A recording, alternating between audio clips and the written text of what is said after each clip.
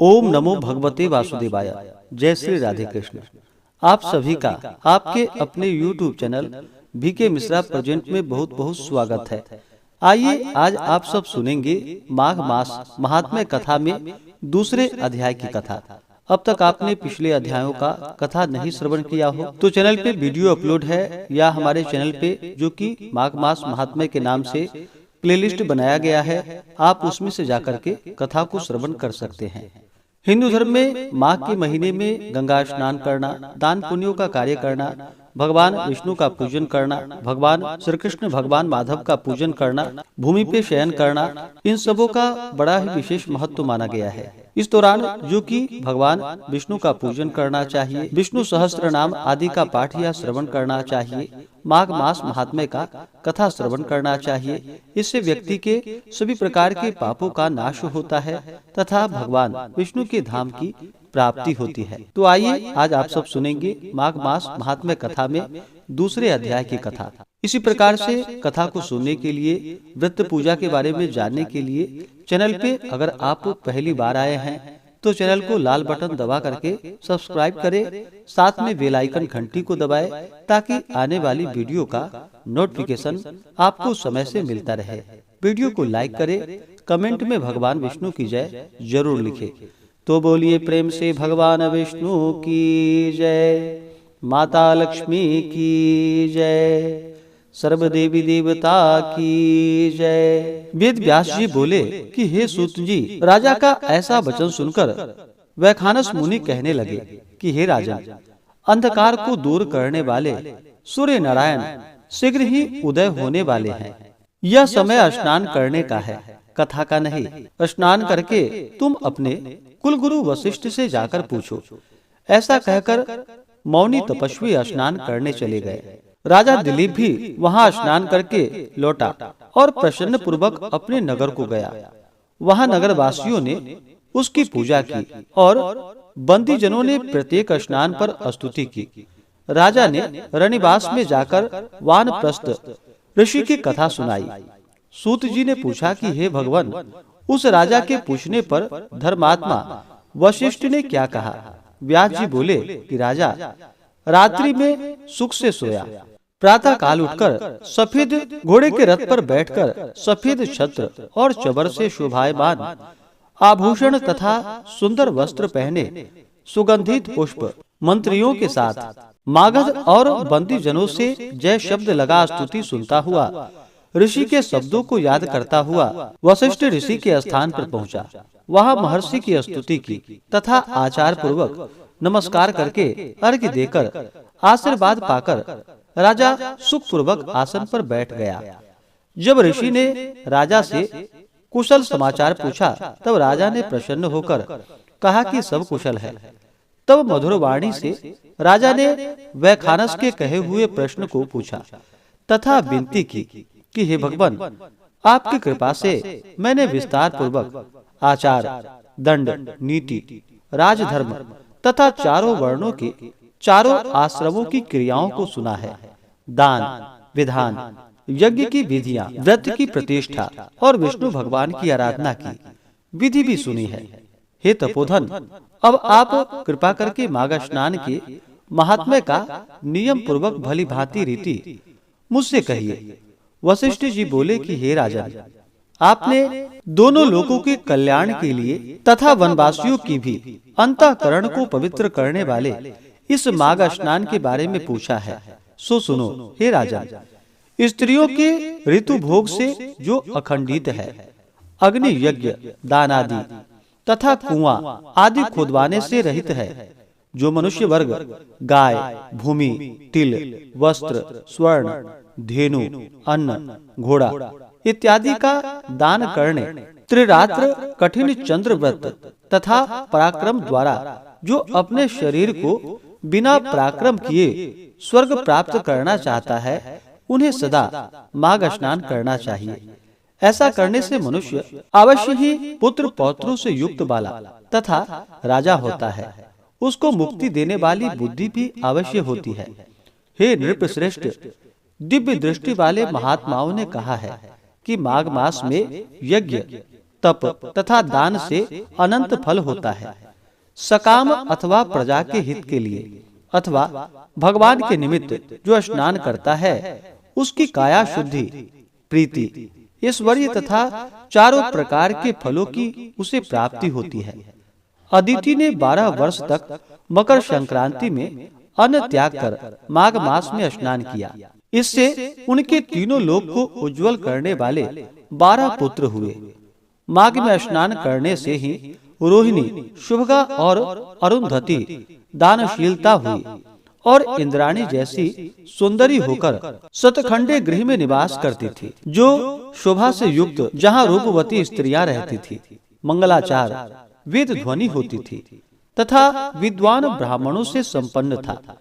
जो मकर संक्रांति में स्नान करते हैं और देवताओं का पूजन करते हैं, वे अतिथियों से परिपूर्ण ऐसे सुंदर घर में रहते हैं। वह मनुष्य धन्य है जिन्होंने माघ में बहुत सा दान व भगवान मधुसूदन का पूजन किया तथा इष्ट वस्तु का दान तथा व्रत नियमों का पालन किया।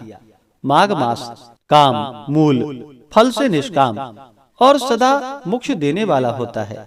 जो दान करने वालों को, वन में तपस्या करने वालों को तथा अतिथि भक्तों को प्राप्त होते हैं, वे सदा माघ करने वाले को प्राप्त होते हैं।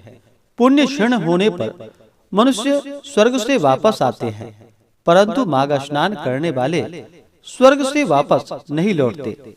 इससे बढ़कर कोई भी तप, कर्म व व्रत आरोग्य देने वाला तथा पवित्र और पाप नाशक नहीं है।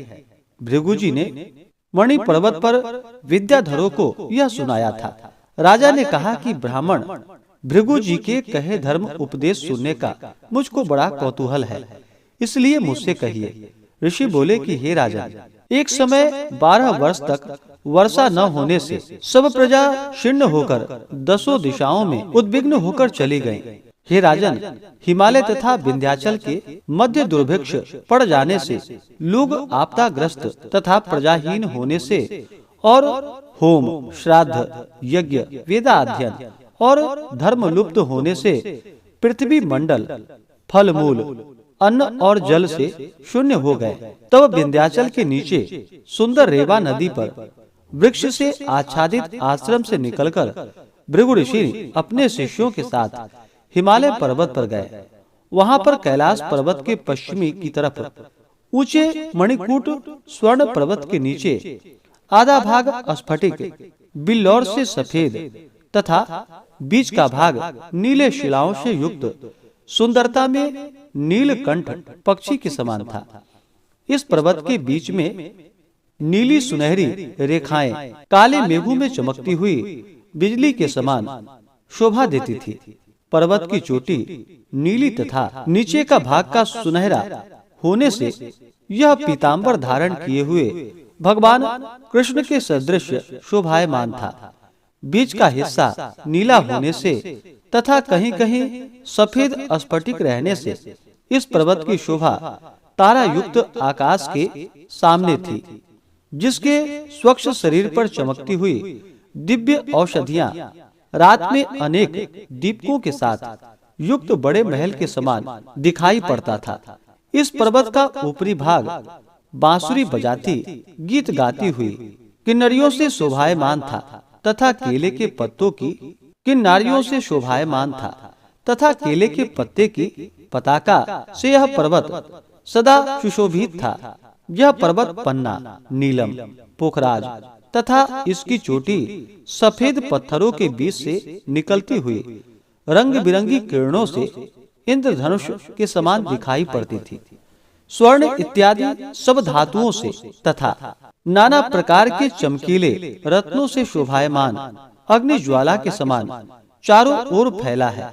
इस पर्वत के बीचों बीच कंदराओं में आकर काम पीड़ित विद्याधरी अपने पतियों के साथ रमण करती थी।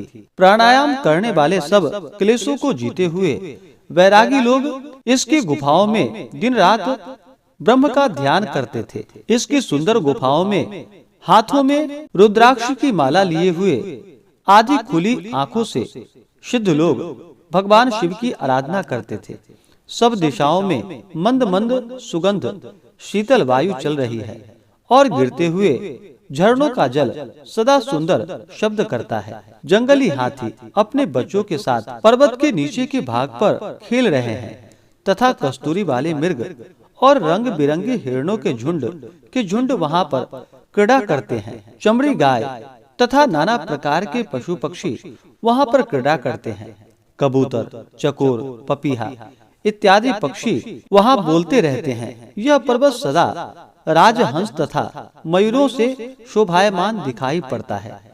इसी से यह सुनहरी चोटी का पर्वत हेमकूट कहलाता है। यहाँ सदा देवता, गुह्यक तथा अप्सराएं बसा करती हैं। राजहंस मयूरश्च सदा रम्यः स पर्वतः हेमकूट इति ख्यातो हेमरत्न शिलामयः। इस प्रकार से पद्म पुराण के अंतर्गत माघ मास महात्म्य कथा में मणिशैल वर्णनो नामक दूसरा अध्याय पूर्ण हुआ।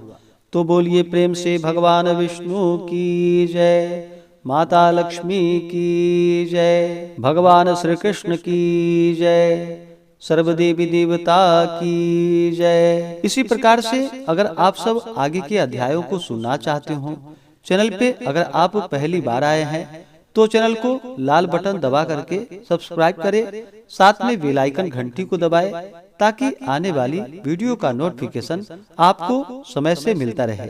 वीडियो को लाइक करें और ज्यादा से ज्यादा शेयर करें ताकि दूसरे भी इसका लाभ उठा पाए। आप सभी भक्तों पर भगवान विष्णु, भगवान श्री कृष्ण का कृपा सदैव बना रहे। मिलते हैं फिर अगले वीडियो में। जय श्री राधे कृष्ण। धन्यवाद।